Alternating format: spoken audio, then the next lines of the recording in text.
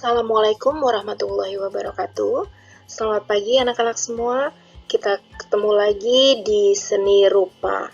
Untuk semester genap, yang pertama akan kita pelajari adalah seni rupa, yaitu seni grafis.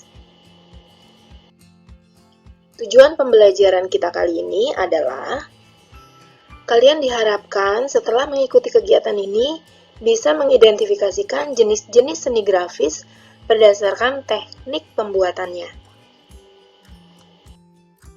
Nah, sekarang kita perhatikan dulu video berikut ini.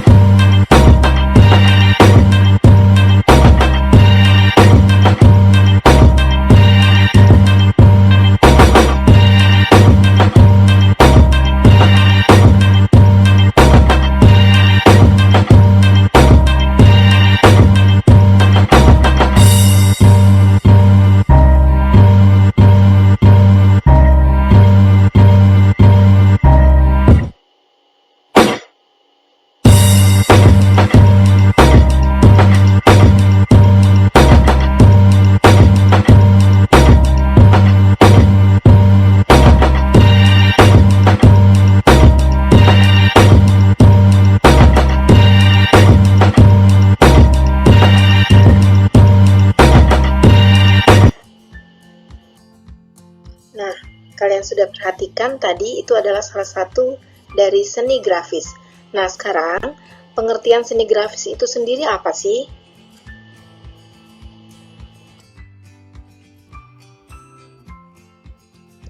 Seni grafis adalah seni mencetak dengan media klise atau alat pencetak sebagai usaha untuk memperbanyak atau melipat gandakan sesuatu, baik itu gambar maupun tulisan. Jadi sama sebenarnya dengan seni lukis, hanya bedanya di sini digunakan alat pencetak sebagai medianya. Seni grafis berasal dari kata Latin graphicus yang berarti lukisan, gambar, atau tulisan. Juga berasal dari kata graph yang berarti gambar dan tulisan.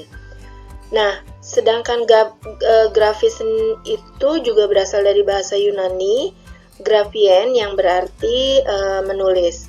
Nah, dalam bahasa Indonesia diartikan di Kamus Besar Bahasa Indonesia bahwa grafika adalah sebagai segala cara pengungkapan dalam bentuk huruf, tanda, dan gambar yang diperbanyak melalui proses pencetakan guna sampai disampaikan kepada orang lain atau orang banyak.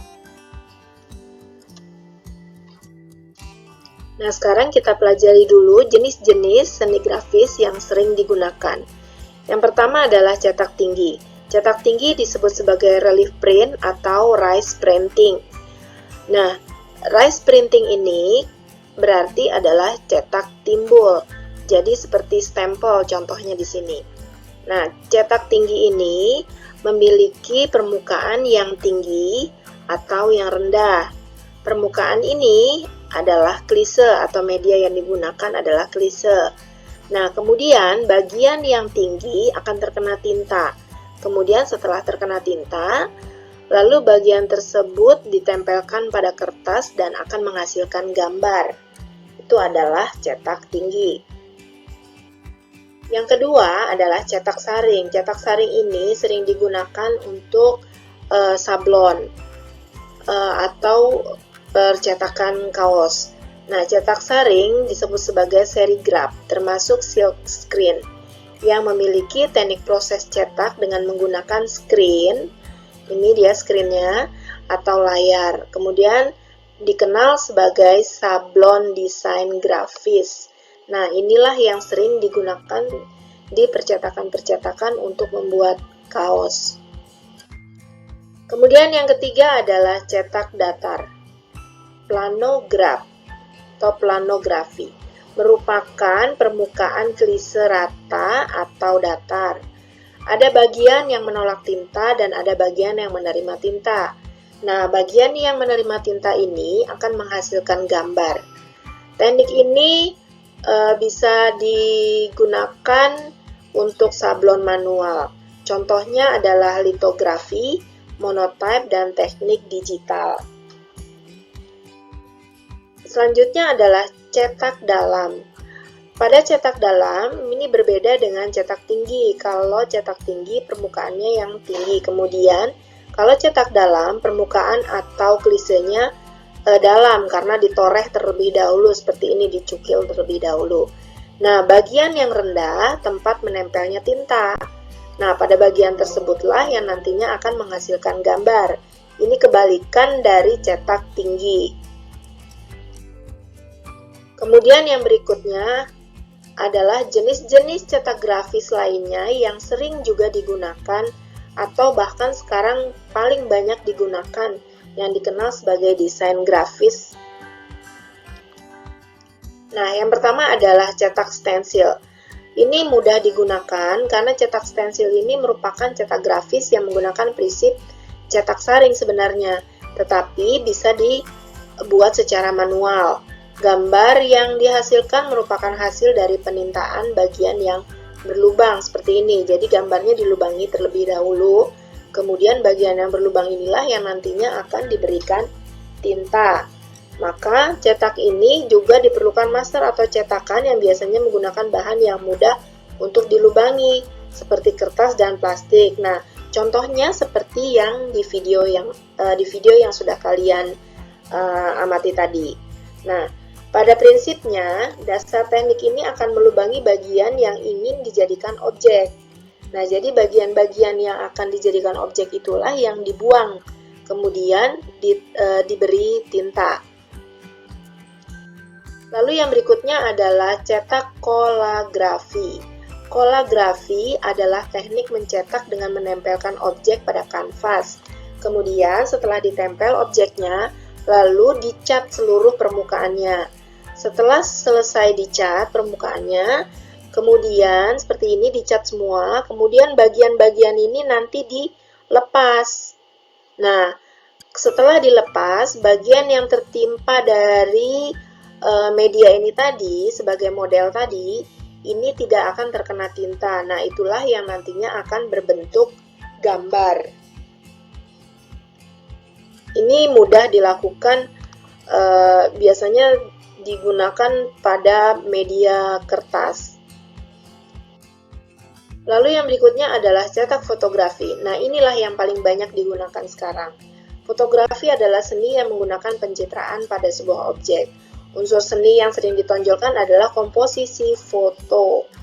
Nah, bagi anak-anak yang mengikuti jurnalistik, mereka sudah mengetahui bagaimana cara mengambil foto-foto dan teknik-teknik foto yang baik. Makin bagus komposisinya, maka makin bagus pula foto tersebut hasilnya.